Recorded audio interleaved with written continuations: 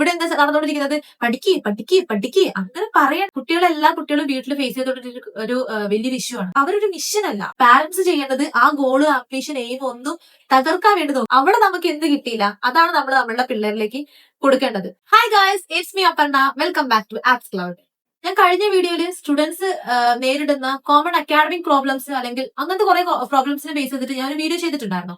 അതിൽ എനിക്ക് ഒരുപാട് DM ഞാൻ അന്ന് പറഞ്ഞത് നിങ്ങൾക്ക് ഒരു പ്ലാൻ ഞാൻ സെറ്റ് ചെയ്യാൻ ഹെൽപ്പ് ചെയ്യാം, അല്ലെങ്കിൽ നിങ്ങൾ എന്താണ് സ്ട്രഗിൾ ചെയ്യുന്നത് അത് ഞാൻ ഹെൽപ്പ് ചെയ്യാന്നൊക്കെ പറഞ്ഞിട്ടാണ് ഞാൻ അന്ന് അവർക്ക് പറഞ്ഞിരുന്നത്. പക്ഷെ അതിൽ എനിക്ക് കൂടുതൽ സ്റ്റുഡൻസ് അല്ലെങ്കിൽ ഒരുപാട് സ്റ്റുഡൻസ് മെസ്സേജ് അയച്ചിരിക്കുന്നത് ഇപ്പോഴത്തെ പഠനവും അല്ലെങ്കിൽ അന്നത്തെ കാലത്തെ പഠനവും തമ്മിലുള്ള കുറച്ച് കമ്പാരിസൺ ഉണ്ടല്ലോ, അതൊന്ന് പാരന്റ്സിന് മനസ്സിലാക്കി കൊടുക്കാൻ വേണ്ടി പറ്റുമോ? അല്ലെങ്കിൽ ഈ പഠിച്ച എന്നെ കുറിച്ചും അല്ലെങ്കിൽ എന്റെ ഫ്രണ്ട് ഒരു 2 മാർക്ക് എക്സ്ട്രാ കൊടുത്തിട്ടുണ്ടെങ്കിൽ അവനെയും എന്നെയും വെച്ച് കമ്പയർ ചെയ്യാതിരിക്കാൻ വേണ്ടിട്ട് ഒന്ന് അവരുടെ അടുത്ത് പറയാൻ വേണ്ടി പറ്റുമോ? അല്ലെങ്കിൽ പഠനത്തിൽ എനിക്ക് പ്രഷർ ചെയ്യാതിരിക്കാൻ വേണ്ടിയിട്ട് ഒന്ന് പാരന്റ്സിനോട് പറയാൻ വേണ്ടി പറ്റുമോ? അങ്ങനെ കുറെ കമന്റ്സ് ആണ് സ്റ്റുഡൻസിന്റെ സൈഡിൽ നിന്ന് കോമൺ ആയി എനിക്ക് വന്നിരിക്കുന്നത്. അതായത് അവർക്ക് പഠിക്കാനും ഈ പറഞ്ഞ മെത്തേഡൊക്കെ ഫോളോ ചെയ്യാൻ വേണ്ടി പറ്റും, പക്ഷെ അവരെ പ്രഷറൈസ് ചെയ്യുന്നു. അവർക്ക് വല്ലാണ്ട് അങ്ങ് പ്രഷറൈസ് ചെയ്തിട്ടുണ്ടെങ്കിൽ ഒരിക്കലും അവര് ഒരു പ്രഷർ കുക്കർ ആയിട്ട് മാറുക ചെയ്യുന്നത്. ഭയങ്കര പ്രഷർ ചെയ്തിട്ടുണ്ടെങ്കിൽ അവര് ഫ്രീ ആയിട്ട് വിട്.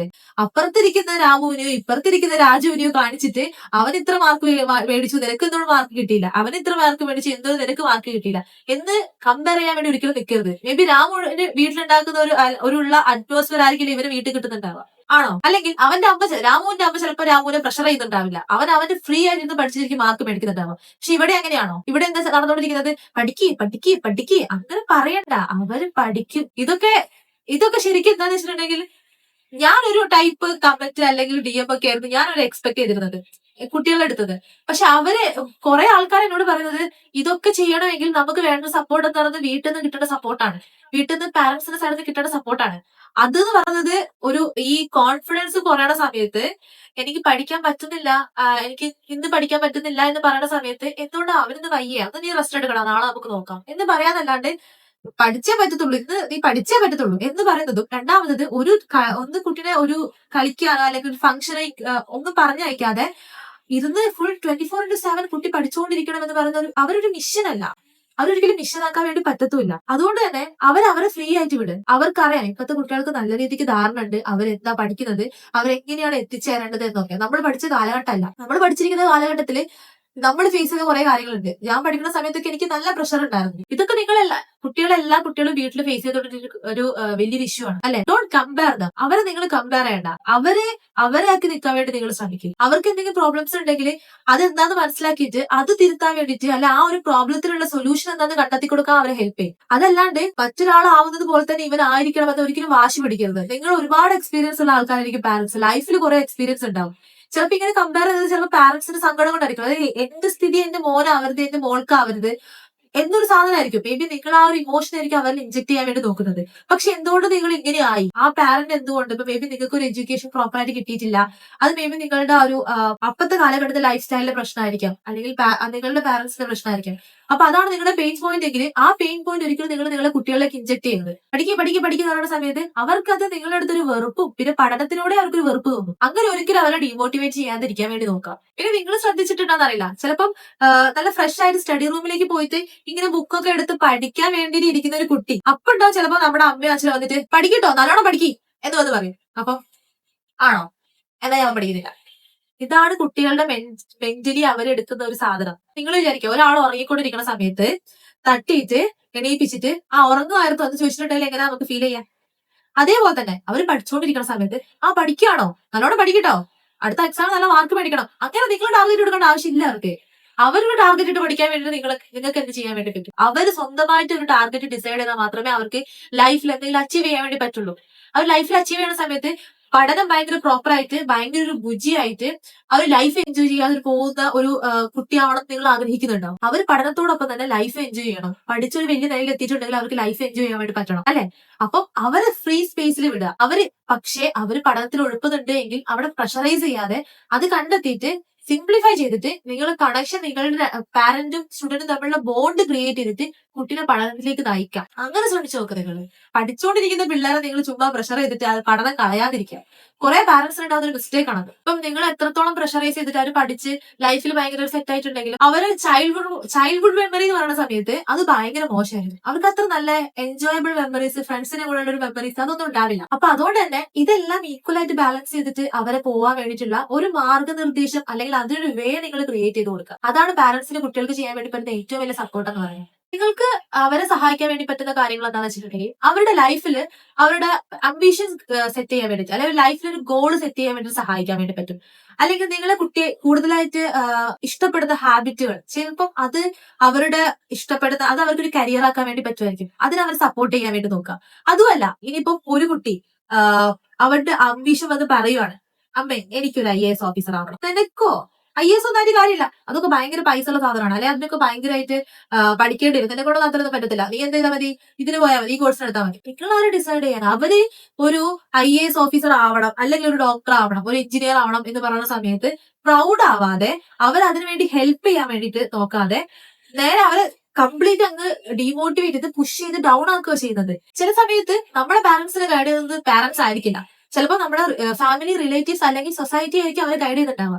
അപ്പൊ അതുകൊണ്ട് തന്നെ നമ്മൾ പറയുന്ന അംബീഷൻസ് അവർ പാരന്റ്സിന് ചിലപ്പോൾ ഓക്കെ ആയിരിക്കും, പക്ഷെ മറ്റുള്ളവർ എന്ത് വിചാരിക്കും, നീ ഇപ്പൊ ഞാൻ എക്സാം എഴുതി തോറ്റു പോയിട്ടുണ്ടെങ്കിൽ എന്താണ്, അങ്ങനെയൊക്കെ ആയിരിക്കും അവരുടെ മൈൻഡിലൂടെ ഓടുക, അതായത് പാരന്റ്സിന്റെ മൈൻഡിലൂടെ ഓടുക. നേരെ തിരിച്ചിട്ട് നമ്മളെ മോൻ പറയുന്നത് ഇങ്ങനെയാണ്, അവൻ അതിനുള്ള അവൻ പഠിച്ചോണം, അല്ല അവന് ഇഷ്ടമല്ലേ, നമുക്ക് കൊടുക്കാൻ വേണ്ടി പറ്റുന്ന സപ്പോർട്ട് മാക്സിമം ഒക്കെ സപ്പോർട്ട് ചെയ്യുക. അവൻ എത്തട്ടെ, ഇപ്പത്തെ പിള്ളേർ അങ്ങനെയല്ലേ, അവരെത്താൻ വേണ്ടിട്ട് നമ്മൾ മാക്സിമം പുഷ് ചെയ്യുക.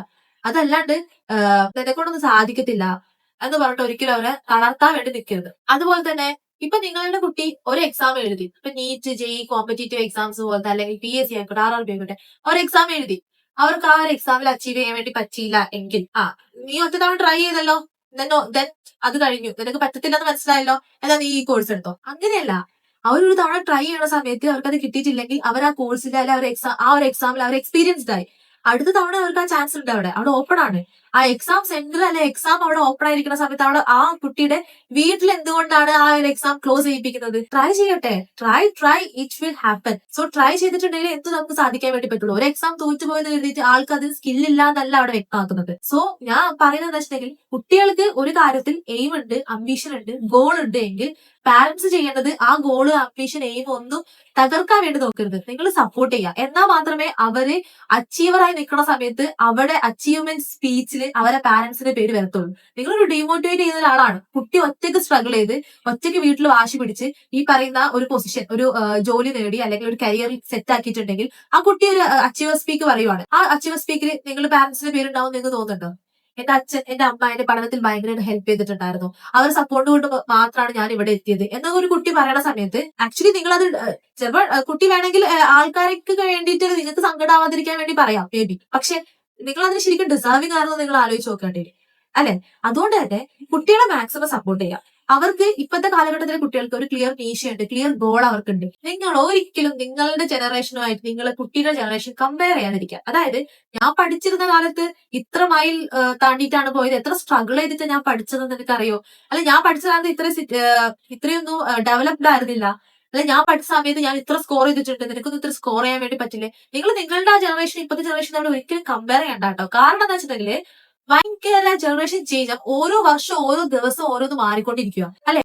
അപ്പം നല്ല രീതിക്ക് സിലബസിലാണെങ്കിൽ എല്ലാത്തിനും നല്ല രീതിക്ക് ചേഞ്ചസ് വന്നിട്ടുണ്ട്. നിങ്ങളുടെ ജനറേഷന് ഡിസ്ട്രാക്ഷൻസ് കുറവായിരുന്നു, നിങ്ങളുടെ ജനറേഷന് പഠിക്കാനുള്ള സബ്ജക്ട്സ് കുറവായിരുന്നു, നിങ്ങളുടെ ജനറേഷന് എക്സാംസ് കുറവായിരുന്നു, പിന്നെ സിലബസ്, അതായത് ഇപ്പം ആ കാലത്തിലെ 10ാം ക്ലാസ്സിൽ പഠിച്ചിരിക്കുന്ന സിലബസ് ഇപ്പൊ ഒരു LP ക്ലാസ്സുകളിലൊക്കെ തന്നെ ആയിട്ട് പഠിക്കുന്നുണ്ട്. ഇവർക്ക് പഠിക്കാൻ ഇപ്പം ചെറിയ ക്ലാസ് മുതലേ പഠിക്കാനുള്ള കാര്യങ്ങൾ കൂടുതലാണ്. അതുകൊണ്ട് ഡോണ്ട് കമ്പയർ. ആ ഒരു കാലഘട്ടവും ഈ ഒരു കാലഘട്ടവും തമ്മിൽ നിങ്ങൾ ഒരിക്കലും കമ്പയർ ചെയ്യണ്ട. കോമ്പറ്റീഷൻ ഭയങ്കര കൂടുതലാണ്, പിന്നെ മെന്റൽ സ്ട്രെസ് ഭയങ്കര ഡബിൾ ആണ്. അപ്പം അവർക്ക് സ്കൂളിൽ നിന്ന് അത്യാവശ്യം മെന്റൽ സ്ട്രെസ് കിട്ടുന്നുണ്ടെങ്കിൽ വീട്ടിൽ നിന്ന് അത് കുറയ്ക്കുക, അവരെ മെന്റലി കൂളാക്കാൻ വേണ്ടി നോക്കുക. അങ്ങനത്തെ സപ്പോർട്ടാണ് അവർക്ക് ആവശ്യമായിട്ടുള്ളത്. അപ്പം ഒരിക്കലും ഒരു വേറെ കുട്ടിയായിട്ടോ നിങ്ങളുടെ ജനറേഷൻ ആയിട്ടോ നിങ്ങളുടെ കുട്ടീനെ നിങ്ങൾ കമ്പയർ ചെയ്യാതിരിക്കുക. ആ കാലഘട്ടത്തില് പാസ്സാവുന്ന കുട്ടികളുടെ എണ്ണം വളരെ കുറവായിരുന്നു, ഇപ്പൊ പാസ്സാവുന്ന കുട്ടികളുടെ എണ്ണം വളരെ കൂടുതലാണ്. അതായത് ഫുൾ A+ ആയിക്കോട്ടെ അല്ലെങ്കിൽ ഫസ്റ്റ് റാങ്ക് ആയിക്കോട്ടെ, അതിന് വരെ ഫസ്റ്റ് റാങ്ക് ഇപ്പൊ കുറെ ആൾക്കാർ സ്പ്ലിറ്റ് ചെയ്തോണ്ടിരിക്കുക. അങ്ങനെയാണ് ഇപ്പോഴത്തെ സ്റ്റഡീസിലുള്ള കോമ്പറ്റീഷൻ പോകുന്നത്.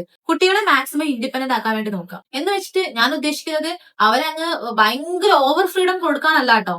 എവിടെയാണോ പിടിക്കേണ്ടത് എന്ന് നിങ്ങൾക്ക് അറിയാം, അവിടെ പിടിക്കാം. പക്ഷെ അത് ഓവറായിട്ട് പിടിക്കരുത്. ഫ്രീഡം കൊടുക്കാം, പക്ഷെ എന്തോ ഓവർ ആയിട്ടുണ്ടെങ്കിൽ അമിതമായ അമൃതം വിഷം എന്ന് പറയുന്ന പോലെ തന്നെ ഓവർ ഫ്രീഡം അല്ല. പിന്നെ ഫോണിന്റെ കാര്യം പറഞ്ഞതുകൊണ്ട് പറയാണ്, അത് എങ്ങനെയാണ് യൂട്ടിലൈസ് ചെയ്യേണ്ടത് എന്ന് അവർ നമ്മളെ കണ്ടാണ് പഠിക്കുന്നത്. നമ്മൾ ഫുൾ ടൈം റീൽസ് അല്ലെങ്കിൽ യൂട്യൂബ് തോണ്ടി ഇരിക്കുവാണോ എങ്കിൽ അവർക്കും അതിൽ ഫോണിൽ അറിയാവുന്ന പ്ലാറ്റ്ഫോമുകൾ ഇതായിരിക്കും, അവരും അതിന് അഡിക്റ്റഡ് ആയി പോകും. അതുകൊണ്ട് തന്നെ എങ്ങനെയാണ് ഒരു ഫോൺ യൂസ് ചെയ്യേണ്ടത് എന്ന് അവർക്ക് പഠിപ്പിച്ചു കൊടുക്കുക. അതെന്തായാലും ഒരിക്കലും അവർക്ക് സ്കൂളിൽ നിന്ന് കിട്ടാൻ വേണ്ടി പോണ ഗൈഡൻസ് അല്ല, അത് വീട്ടിൽ നിന്ന് തന്നെ അവർ കണ്ടുപഠിക്കേണ്ട ഗൈഡൻസ് ആണ് അല്ലെ. അപ്പൊ ഇപ്പൊ തന്നെ അറിയാം, ചെറിയ കുട്ടികൾ ഭക്ഷണം കഴിക്കാൻ വേണ്ടിട്ട് ഒരു കാർട്ടൂൺ വെച്ചു കൊടുത്താലേ ഭക്ഷണം കഴിക്കൂ എന്ന സിറ്റുവേഷനിലാണ് ഇപ്പൊ മാറിക്കൊണ്ടിരിക്കുന്നത്. നേരെ തിരിച്ച് നമ്മളൊക്കെ ഉണ്ടായിരുന്ന സമയത്ത് എന്താ, കാക്കനെയും പൂശിനെയും കാണിച്ചുകൊണ്ടിരിക്കുവല്ലേ. അപ്പം അതിനുശേഷം നമ്മള് കുട്ടി ഇപ്പൊ കിടന്ന് കരയുന്നുണ്ട്. നമുക്കത് കുട്ടി ഇപ്പൊ കരയാതിരിക്കാൻ എന്താ കൊടുക്കാൻ വേണ്ടി പറ്റുക, ഫോണ്. അപ്പൊ ചെറുപ്പം മുതലേ കുട്ടി ഇപ്പൊ ഫോണിന് അഡിക്റ്റ് ആയിക്കൊണ്ടിരിക്കുകയാണ്. അങ്ങനെ ആ ചെറുപ്പം മുതലേ അഡിക്റ്റ് ആക്കിക്കൊണ്ടിരുന്നതിന് ശേഷം പഠിക്കാൻ ഒരു സമയം ആവണ സമയത്ത്, അതായത് കുട്ടി സ്കൂളിൽ പോകാനാവണ സമയത്ത് കുട്ടിയോട് ഫോൺ മാറ്റിയേക്കാൻ പറഞ്ഞിട്ടുണ്ടെങ്കിൽ കുട്ടിയുടെ ഫോൺ മാറ്റി വെക്കും. അവരുടെ അത്രയും ഒരു വർഷം അവർക്ക് കൊടുത്തിരിക്കുന്ന എക്സ്പീരിയൻസ് ആണ് ഫോൺ എന്ന് പറയുന്നത്. നിങ്ങൾ വേറൊരു പണിയിലേക്ക് ബിസി ആവുകയാണെങ്കിൽ നമ്മൾ എന്ത് ചെയ്യുന്നു, കുട്ടിക്ക് ഫോൺ കൊടുക്കുന്നു, ടി വി ഓൺ ആക്കി കൊടുക്കുന്നു. അപ്പൊ കുട്ടിയുടെ ഇത്ര മണിക്കൂറിലേക്ക് കുട്ടി നമ്മളെ ഡിസ്റ്റർബ് ചെയ്യത്തില്ല, ഈസി ആയിട്ട് ഫുഡ് കഴിക്കും. നമ്മൾ കൊടുത്തിരിക്കുന്ന കുറെ ശീലങ്ങളാണ് മുന്നോട്ടേക്ക് അവരുടെ ദുശീലങ്ങളായിട്ട് മാറുന്നത്. അതുകൊണ്ട് തന്നെ ചെറുപ്പത്തിലാണെങ്കിലും അല്ലെങ്കിൽ പഠിക്കുന്ന കുട്ടിക്കാണെങ്കിലും ആ ഫോൺ എങ്ങനെയാണ് യൂസ് ചെയ്യേണ്ടത് എന്നതിന്റെ കറക്റ്റ് മെത്തേഡ് പഠിപ്പിച്ചു കൊടുക്കേണ്ടതും അതിന്റെ ഗൈഡൻസ് കൊടുക്കേണ്ടതും പാരന്റ്സ് ആണ്. അങ്ങനെ കുറെ കാര്യങ്ങളാണ് നിങ്ങൾ നിങ്ങളുടെ കുട്ടിക്ക് വേണ്ടി ചെയ്തു കൊടുക്കുക. Support them, not shouting. Guidance എന്ന് പറയുന്നത് ഒരിക്കലും കമ്പാരിസൺ അല്ല. അണ്ടർസ്റ്റാൻഡിങ് എന്ന് പറയുന്നത് ഒരിക്കലും പ്രഷറൈസ് ചെയ്യാനല്ല. എൻകറേജ് ചെയ്യുക എന്ന് പറയുന്നത് ഒരിക്കലും അവരിൽ ഫിയർ ഉണ്ടാക്കലല്ല. പേഷ്യൻസ് എന്ന് പറയുന്നത് ഒരിക്കലും പണിഷ്മെന്റ് ആവരുത്. അതായത് ഞാൻ കുട്ടികൾക്ക് വേണ്ടി ചെയ്തതാണ്, ഞാൻ ഒരു വീഡിയോ ചെയ്യുന്നുണ്ടെങ്കിൽ അതിന് കാരണം അവരാണ്. ഇനിയെങ്കിലും നിങ്ങൾക്ക് എന്തെങ്കിലും സ്റ്റഡി ബേസ് ചെയ്തിട്ട് പ്ലാനർ അങ്ങനെ എന്തെങ്കിലും ഹെൽപ്പ് കാര്യങ്ങൾ വേണമെങ്കിൽ ചോദിക്കാം. നിങ്ങളുടെ മെജോറിറ്റി ആൾക്കാരുടെ പ്രശ്നപരിഹാരം ഞാനിപ്പോ ഈ വീഡിയോയിലൂടെ ചെയ്തിട്ടുണ്ടെന്ന് വിചാരിക്കുന്നു. അപ്പം നിങ്ങളുടെ പാരന്റ്സ് ഇനി നിങ്ങളെ സപ്പോർട്ട് ചെയ്യും. കാരണം റിയലി അവർക്ക് സപ്പോർട്ടാണ് വേണ്ടത്. നിങ്ങൾ നിങ്ങളുടെ ബാക്കോട്ടേക്ക് നോക്കിയിട്ടുണ്ടെങ്കിൽ അറിയാം, നിങ്ങൾക്ക് ഒരു സപ്പോർട്ട് ചിലപ്പോൾ കിട്ടിയിരുന്നെങ്കിൽ നിങ്ങൾ ഇപ്പൊ എവിടെ എത്തേണ്ട ആൾക്കാരാണ് അന്നൊക്കെ നമ്മൾ ചില സമയത്ത് ഒരു പോയിന്റ് നമ്മൾ വിചാരിക്കത്തില്ലേ. അപ്പൊ ആ സപ്പോർട്ട് അവിടെ നമുക്ക് എന്ത് കിട്ടിയില്ല, അതാണ് നമ്മൾ നമ്മളുടെ പിള്ളേരിലേക്ക് കൊടുക്കേണ്ടത്. സപ്പോർട്ട് ചെയ്യാം. നിങ്ങൾക്ക് നിങ്ങളുടെ കുട്ടീനെ ബിൽഡ് ചെയ്യാനും പറ്റും, ബ്രേക്ക് ചെയ്യാനും പറ്റും. അതിൽ ഏത് ടൈപ്പ് പാരന്റ് ആണ് ആവേണ്ടതെന്ന് നിങ്ങൾക്ക് തീരുമാനിക്കാം. ഇപ്പം മാർക്ക് കുറഞ്ഞിട്ട് വരുന്ന കുട്ടിയാണ് എങ്കിൽ മറ്റുള്ള അവന്റെ ഫ്രണ്ടിന് മാർക്ക് കൂടിയതിനെ കമ്പാരിസൺ ചെയ്യുന്നതിന് പകരം, എടാ നീ നിന്റെ ബെസ്റ്റ് ചെയ്തടാ, സാരില്ല പോട്ടെ, നെക്സ്റ്റ് ടൈം നമുക്ക് നോക്കാം, നിനക്ക് എവിടെയാണ് നിനക്ക് മിസ്റ്റേക്ക് വന്നത്, നമുക്ക് നോക്കാം, ക്ലിയർ ചെയ്യാം, പോട്ടെ. അങ്ങനെ പറഞ്ഞിട്ടുണ്ടെങ്കിൽ ചിലപ്പോൾ അവർക്ക് ഉണ്ടാവുന്ന ഒരു ഫിയർ ഉണ്ടല്ലോ, ആ എക്സാം പേപ്പർ ഇങ്ങനെ പേടിച്ച് ഒളിപ്പിച്ച് വെക്കുന്ന കുട്ടികളുണ്ട്. അയ്യോ അച്ഛൻ കണ്ടത് പറയും, അമ്മ കണ്ടത് പറയും, എന്റെ ചീത്ത പറയും എന്നതിന് പകരം അവർ ഓപ്പൺലി പറയും, അമ്മേ എനിക്ക് ഇത്തവണ 50-ൽ 20 മാർക്കേ കിട്ടിയിട്ടുള്ളൂ, പക്ഷെ എനിക്ക് നെക്സ്റ്റ് ടൈം സെറ്റ് ആക്കാൻ വേണ്ടി പറ്റും എന്ന് വിചാരിക്കും. അങ്ങനെ കുട്ടികളൊന്നും നമ്മളോട് ഇങ്ങോട്ട് സംസാരിക്കുന്ന ഒരു സിറ്റുവേഷൻ നമ്മൾ ക്രിയേറ്റ് ചെയ്യുന്നത്. അതല്ലാണ്ട് എക്സാം പേപ്പർ ഒളിപ്പിച്ച് വെക്കുന്ന കുട്ടികളെ നമുക്ക് അങ്ങ് മായച്ചു കളയാം. അങ്ങനെ പിള്ളേര് വേണ്ട. അവരുടെ മാർക്ക് അവർക്ക് ഉണ്ടാവുന്ന തെറ്റുകൾ എന്താണെന്ന് അവർക്ക് ഓപ്പൺ ആയിട്ട് പാരന്റ്സിനോട് കമ്മ്യൂണിക്കേറ്റ് ചെയ്യാൻ പറ്റുന്ന ഒരു ജനറേഷനായി മാറണം ഇനി അങ്ങോട്ടേക്കുള്ള പിള്ളേര്. അപ്പം അതുകൊണ്ട് തന്നെ നിങ്ങൾക്ക് എന്തെങ്കിലും എന്റെ സൈഡിൽ നിന്ന് ഹെൽപ്പ് വേണം, ടിപ്സ് വേണം, അല്ലെങ്കിൽ ഈ പറയുന്ന പോലെ തന്നെ കുട്ടികൾക്ക് വേണ്ട സ്റ്റഡി പ്ലാൻസ് സാധനങ്ങളിലെ ഹെൽപ്പ് വേണമെങ്കിൽ എനിക്ക് DM ചെയ്താൽ മതി. എന്റെ ഇൻസ്റ്റാഗ്രാം ഐഡിയിലേക്ക് DM ചെയ്താൽ മതി. ഞാൻ എന്റെ ഇൻസ്റ്റാഗ്രാം ഐഡി ഡിസ്ക്രിപ്ഷനിൽ കൊടുക്കാം, അതുപോലെ തന്നെ ഫസ്റ്റ് കമന്റ് ആയിട്ട് പിൻ ചെയ്തേക്കാം. So see you in the next video. Bye.